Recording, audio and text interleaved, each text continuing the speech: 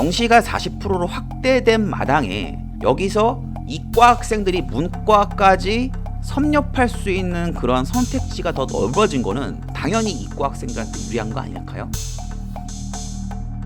랑쌤TV 시청자 여러분 안녕하십니까? 랑쌤입니다. 2022년 3월 22일 한국교육과정평가원에서는 2022년 11월 17일에 실시되는 2023학년도 대학 수학능력시험 시행기본계획을 발표를 했습니다. 큰 골자를 보면 2022학년도부터 변경된 체제를 동일 적용하겠다. 그래서 국어하고 수학이 공통 선택 과목 구조이고요.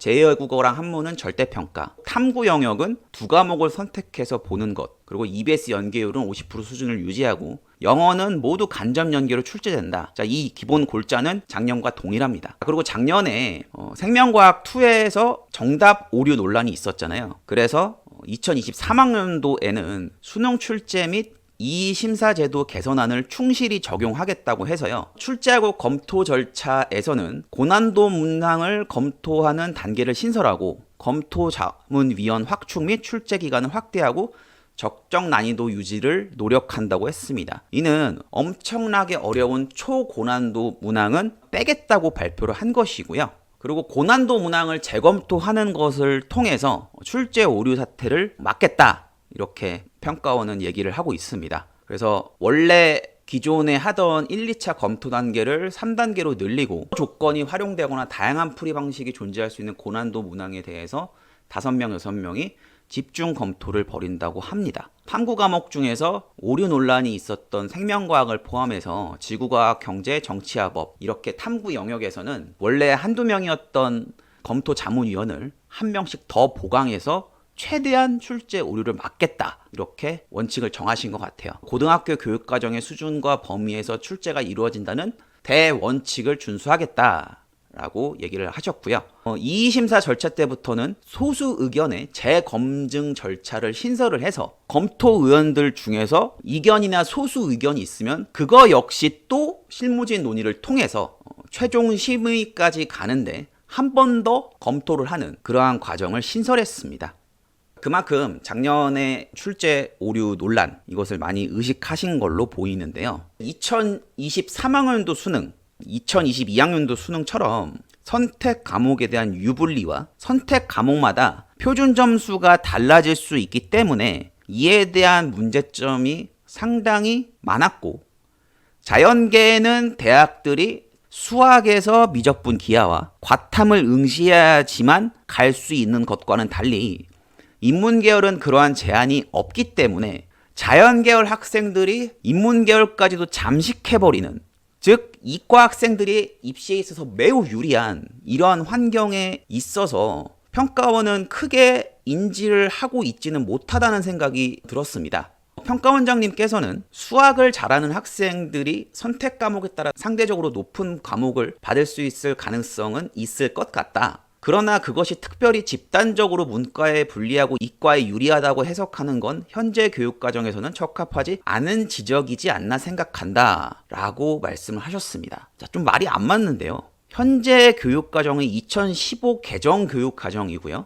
이는 과목을 일반 선택, 진로 선택으로 세분화함으로써 오히려 학생들이 공부할 수 있는 학습량이 상당히 많이 줄었죠. 이는 원래 수시 기반의 입시를 마련하고 수능을 자격고사화하기 위한 과정의 절차였기 때문에 2015 개정 교육과정은 수능이 영향력을 크게 발휘하지 않는 정시가 상대적으로 적은 입시에는 통용이 될 수 있는 얘기일 수 있는데 정시가 40%로 확대된 마당에 여기서 이과 학생들이 문과까지 섭렵할 수 있는 그런 선택지가 더 넓어진 거는 당연히 이과 학생들한테 유리한 거 아닐까요? 이것을 단순히 수학 과목의 선택으로만 인식하고 있다라는 거에 대해서 저는 좀 안타깝게 생각을 하고요. 그리고 지금 통합교육과정이 학생들의 진로적성에 따라 선택권을 넓혔다라는 측면에 기여를 했다고 하시는데 과연 그럴까요?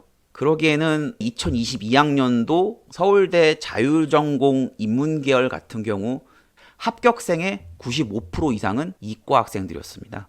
보완책 없이 과목의 유불리만 생각하시고 과목을 확통을 선택하던 미적을 선택하던 유불리하지 않겠다 이렇게만 좁게 해석을 한 게 아닌가 저는 이렇게 판단이 들고요. 그리고 평가원이 선택 과목별 세부 통계를 공개하지 않습니다. 수능본부장께서는 선택 과목별 세부 통계를 제공하면 학생들이 점수가 잘 나오는 과목을 선택해서 과목 선택률에 왜곡이 발생할 수 있지 않겠냐. 이거 때문에 발표를 하지 않는다고 말씀을 하십니다. 근데 왜 작년 입시를 보고 올해 입시에서 미적분으로 바꾸겠다는 학생들이 늘어났을까요?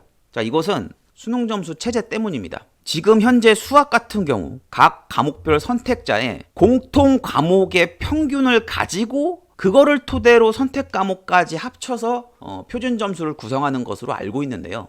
상대적으로 미적분을 응시하는 학생들이 성적이 훨씬 더 좋기 때문에 당연히 미적분이 유리할 수밖에 없는 거 아닐까요? 그래서 작년에 1등급을 맞기 위한 표준 점수가 수학이 137점이었는데요. 확률 통계는 1등급을 맞으려면 91점, 미적분은 88점, 기하는 89점. 이렇게 인문계열과 자연계열의 차이가 2, 3점이나 났습니다. 아무리 확률 통계를 어렵게 냈다고 하더라도 미적분을 선택한 학생들이 훨씬 더 유리한 것은 자명한 사실입니다. 그렇다고 인문계열 학생들이 미적분을 선택해서 억지로 이렇게 공부하는 것은 좀 맞지 않죠.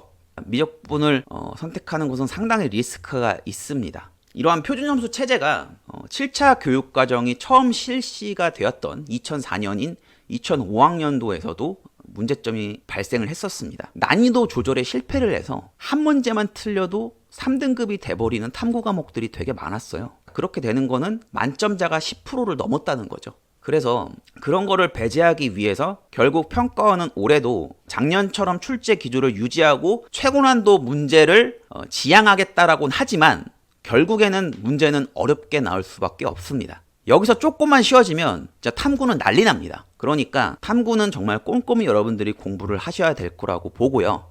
수학 같은 경우에는 어쩔 수 없습니다. 확통 선택자분들 정말 공부 열심히 하셔서 최대한 점수를 많이 확보하시는 방법밖에 없습니다. 평가원이 학생들의 입장을 고려하지 않고 작년과 같은 출제 오류 논란에만 많이 신경을 쓴 게 아닌가란 이러한 생각이 드는 아쉬운 브리핑이 아니었나 저는 그렇게 판단이 드는데요. 그래서 수능은 11월 17일 날 실시가 되고요. 모의평가는 6월 9일과 8월 31일, 9월 모의평가가 8월 달에 실시가 됩니다. 이렇게 두 번 실시가 되는데 6월 모의평가 같은 경우에는 오늘 같이 보도자료가 발표가 되었습니다. 그래서 6월 모의고사는 4월 4일부터 4월 14일까지 재수생들 같은 경우에는 본인이 졸업한 학교나 다니시는 학원, 자, 그런 게 없으신 재수생분들은 시도교육청이나 그 홈페이지에 올라와 있는 모의고사 응시 학원을 찾아보셔서 응시를 하셔야 되는데 작년 같은 경우에도 엄청나게 빨리 마감이 됐어요. 그러니까 여러분들 4월 4일 이날 바로 접수하시는 게 가장 좋으실 것 같고요. 8월 31일 모의고사는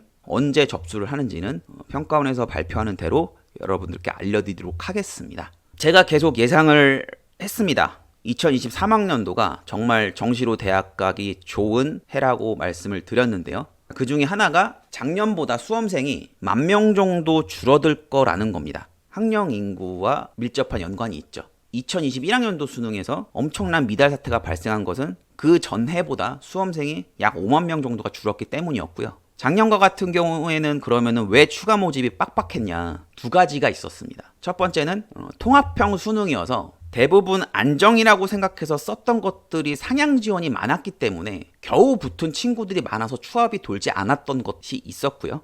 그리고 2021학년도 수능보다 대략 2만 명 정도의 학생이 늘어서 그래서 추가 모집에서 미달이 엄청나게 안 나오고 추가 모집으로 합격하는 것도 너무나 어려웠던 그러한 해였는데요. 올해는 그것은 완화는 될 것 같아요. 완화는 될 것 같지만 그래도 여러분들 추가 모집을 노리고 수능을 준비하시는 분들은 없어야겠죠. 인서울 15개 대학 다 40%로 맞췄습니다. 그러니까 여러분들 지금 열심히 공부를 하시고 문제를 많이 푸시고 내가 부족한 게 무엇인지를 계속 체크하는 훈련을 열심히 하셔야 됩니다. 이것은 고3 학생들도 마찬가지입니다. 학교 가다고 이것저것 챙겨야 된다? 물론 그거 하셔야 되지만 본질은 수능입니다. 그게 2023학년도 입시고요. 작년과 같은 난이도로 나올 거기 때문에 이것은 쉬운 수능이 절대로 아닙니다. 작년에 국어 같은 경우에 평이했다라고 했었죠? 절대 평이하지 않았습니다. 어려웠습니다. 그리고 서울대 같은 경우에는 보정 점수가 아닌 그냥 표준 점수를 반영한다고 했기 때문에 평가원이 서울대의 눈치를 본다면 모든 과목의 밸런스를 맞추기 위해서 탐구 과목은 어렵게 나오지 않을까 이렇게 예상이 드는 그러한 브리핑이었습니다.